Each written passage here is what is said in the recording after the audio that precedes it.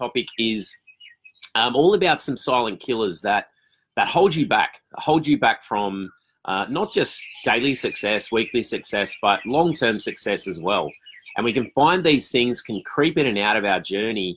And sometimes if we're not aware of them, they can really be damaging our progress and our results and the way we feel and our energy levels and all those good things that obviously we're trying to chase to be sustainable and to be an everyday feeling. So I'm going to start and look, you know, if you've read the body of the post, you probably see the hashtags there, and procrastination's the first one. And look, this is one that, look, I'll personally admit it's something that I'm actively aware of and trying to develop better strategies personally for me to be better at this. And it's definitely something for me that's improved over time. And I can firsthand say that, you know, procrastination, not only is procrastination energy sapping, like it drains your energy tank, especially your motivation. And what can happen is it doesn't leave you much energy or motivation for other things, other important things that we need through the day,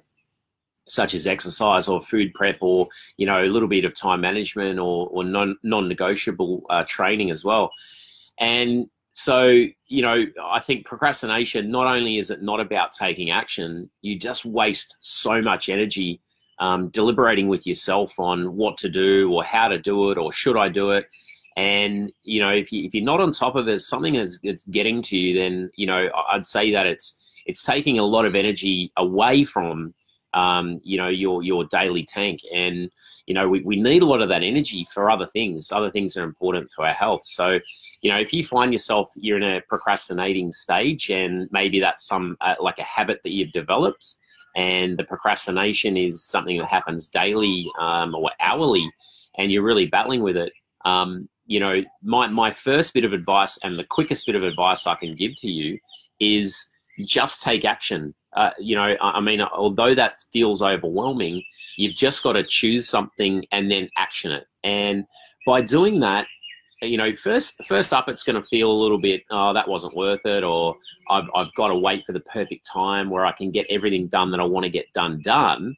But if you kind of procrastinate and you don't take action, then all you're doing is wasting your energy and sapping that motivation and you know, in essence, the willpower tanks. I mean, the longer we procrastinate for and the longer we stay in that habit for, the harder it's going to be to start a brand new habit associated to that or improve that current habit. So, you know, like I said, I think it's all about taking action, and you just got to choose something really fast, a quick positive action that lines up with your goals, and action it.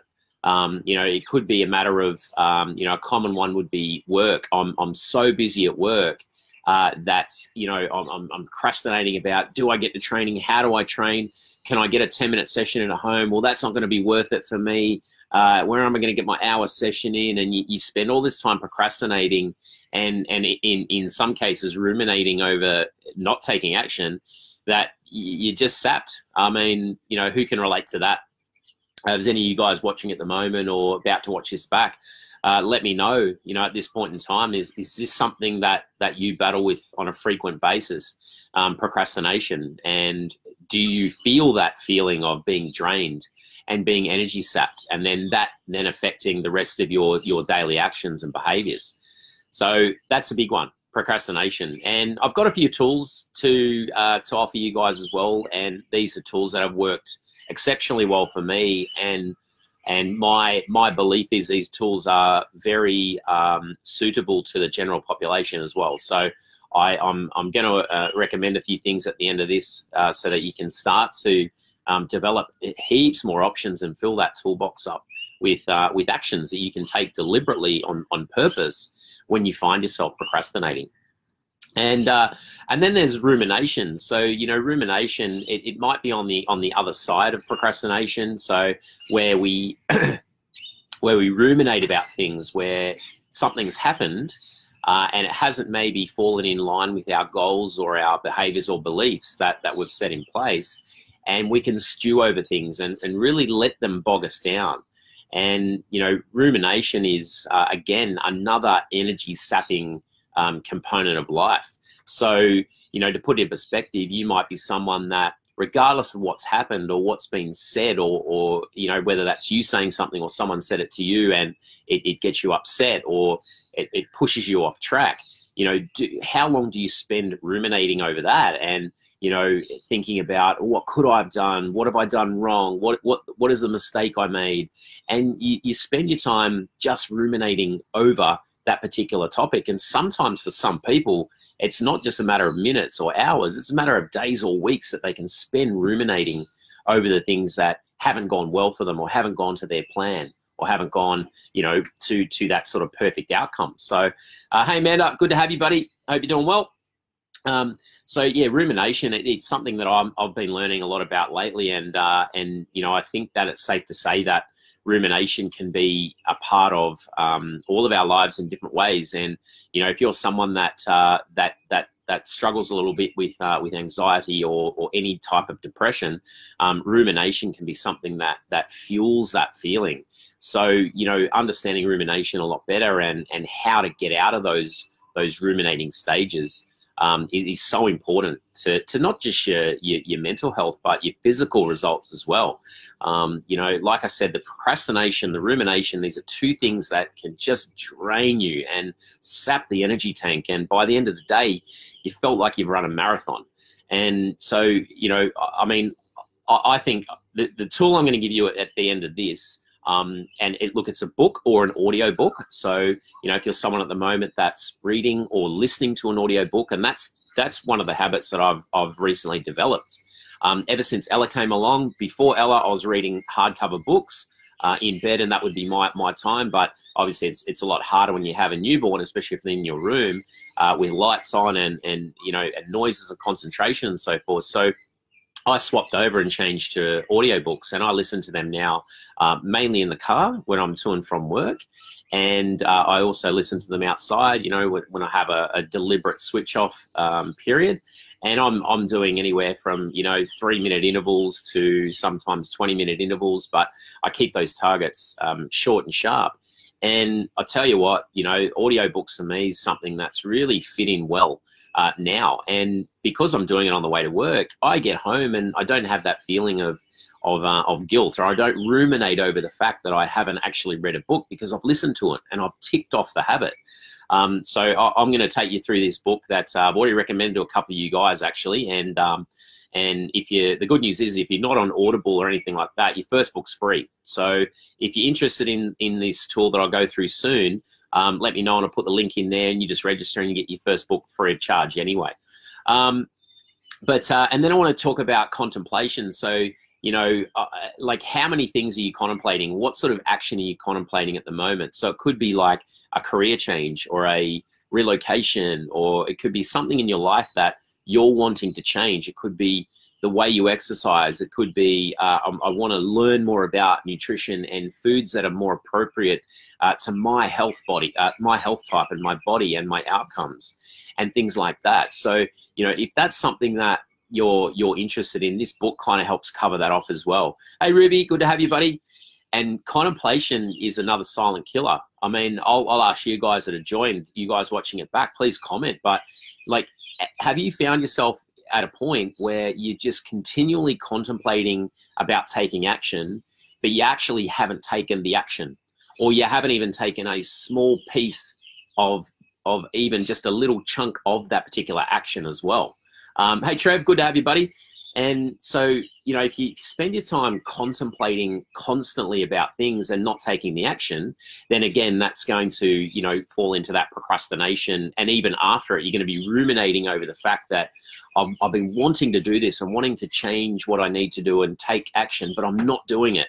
And so when you're stuck in that contemplation stage, it can then lead to ruminating afterwards as well. And again, you know, if you're battling with, you know, how you utilize your energy through the day, if all that energy gets pushed towards contemplation and procrastination and rumination, what sort of energy do you feel like you may have left for things like exercise and food prep and, you know, and even things like mindful eating that you need to put energy towards thinking about and controlling and doing? You know, when we're sapped of energy, we can be looking for things like television, you know, easy ways out and easy rewards and things that are going to make us feel instantly good. And it's going to distract us from real life problems, or it's going to distract us from the fact that maybe we haven't taken action.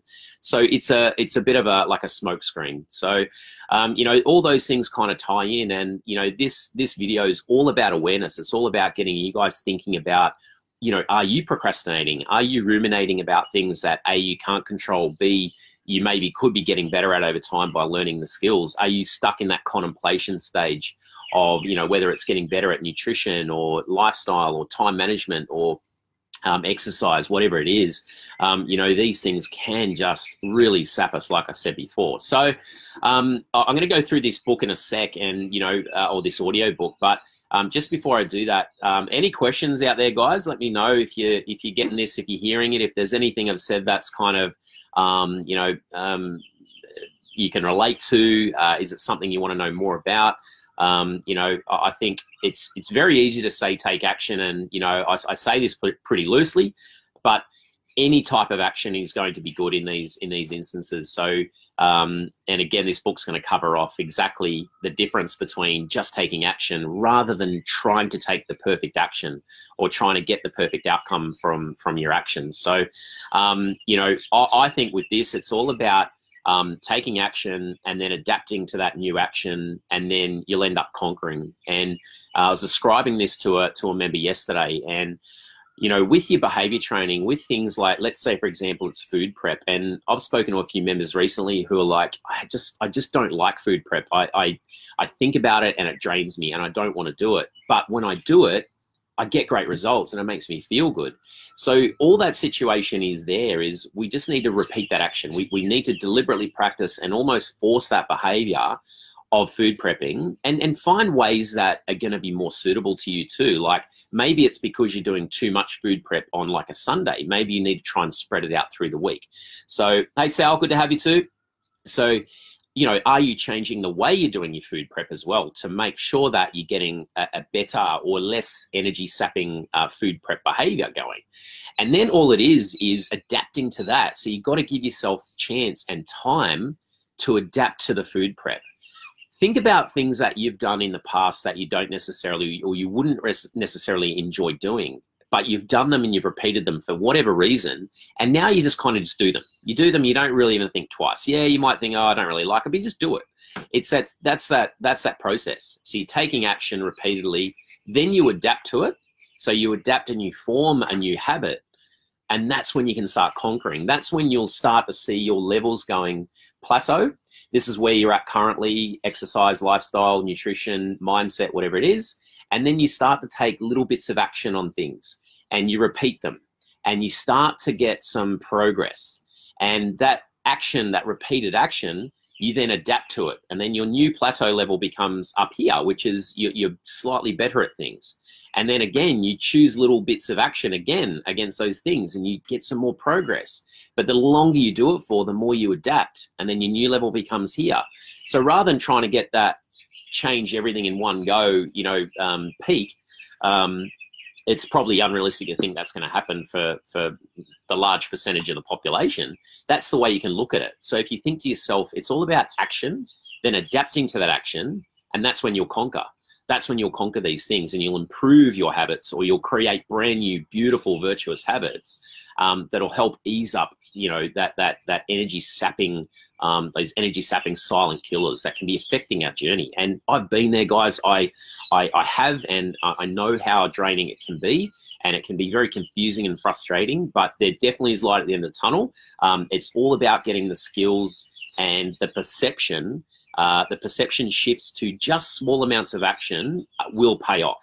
Okay, team that are listening now, let me know if that makes sense to you. Is that kind of giving you a bit of a clear path, a clear guideline to just go, you know what? It's not about the perfect action. It's about taking imperfect action, which is small, but deliberate, but positive and in line with your goals. And that's how we get better for the large percentage of us. So let me know what you think. Give me a thumbs up if that makes sense, if you like that. But I'm going to go into this audio book and book now. And this author, I've read 2 books from him now, and I really, you know, he's not the most interesting dude in terms of how he talks, but the way he writes and the audio books read by someone else, he's just for me given such great insights and such non-overwhelming guidelines and tips for us all to utilize to get over things like procrastination, rumination, contemplation, and just be able to take action in an imperfect environment. The biggest hurdle I find with people these days that are interested in change and wanting to improve, whether it's the way they look or feel or whatever, is the perfectionist in us. And we all have it. We all have it on different scales. We are waiting for the perfect moment to take the perfect action to get the perfect outcome. And if we can shift our perceptions and look at it from how can we be more imperfect? So at the time where you'd normally talk yourself out of taking action, the perfect action, why don't you just take an imperfect action step? So that could be something really, really tiny. It could be like, okay, I need to get better at food prep. And I'm thinking, wow, I've got like 2 hours of food prep I need to do for the week. Why don't you just set yourself a goal for 5 minutes of food prep and just do what you can? If that's washing and chopping up a few veggies so you've got some fresh veg snacks in the fridge, awesome. If it's making a homemade olive oil dressing to put on your salads, done. Every little step you do is going to help you to act, and then you to adapt to it, and then you to conquer it. All right. So the book is called How to Be an Imperfectionist. And I'm going to put the link in the comment section anyway to the Audible link. If you're not on Audible, like I said, you should be able to get that book free of charge. They give you your first one free. But it's written by Stephen Guise, and it's read out by a different narrator. But it's so good. I'm almost done. what am I? I've got an hour to go. It's about a 5.5 hour audio book. And sometimes that can be really overwhelming. But listen to this, right? When I first got it, I thought, 5.5 hours, nah, it's too much. And when am I going to have the time to read big chunks of this book so I can retain the information so that I can use it? And I went outside my comfort zone and went outside the perfectionist mindset and went, you know what? I'll just get it. And if I'm doing a minute a day or 2 minutes every 3 days, do you know what? There's going to come a time in the future where I'm going to be finished this book and I'm going to be so more skilled for it and have so many more options up my sleeve. And I started doing that. And some days I found that I was all of a sudden listening to 20 minutes worth. And whoa, 20 minutes. Okay, cool. Awesome. And you know what? Whether you read a minute or listen to a minute at a time or 2 or 5 or 7 or 20, you still retain the same amount of information. It's not like you have to read chunks to retain the information and get the benefits. It's all about just letting the information come in and relating to those points that you can really connect with. And then literally that very day or the very next day, you've got tools in your toolbox to act on. And it encourages you to take that small amount of action. And you can see the end results, guys, build up over time. So anyway, that's it for this morning. Unless there's any other questions, team. How to Be an Imperfectionist by Stephen Guise. I'm going to put the link in the comment section. Please let me know what you think. Give me some feedback on that. Has it helped you? Has it helped you be aware today to just take some small positive action rather than going, I've got to get on top of my work. I've got to get on top of this and that before I do this. So take the imperfect action. Don't wait for the perfect action to get the perfect outcome. Go against your grain, start to act, start to then adapt and conquer. Thanks for listening, guys. Thanks for watching. Any feedback, please let me know. Have a fantastic day. Hope you win it. Go out there and get them.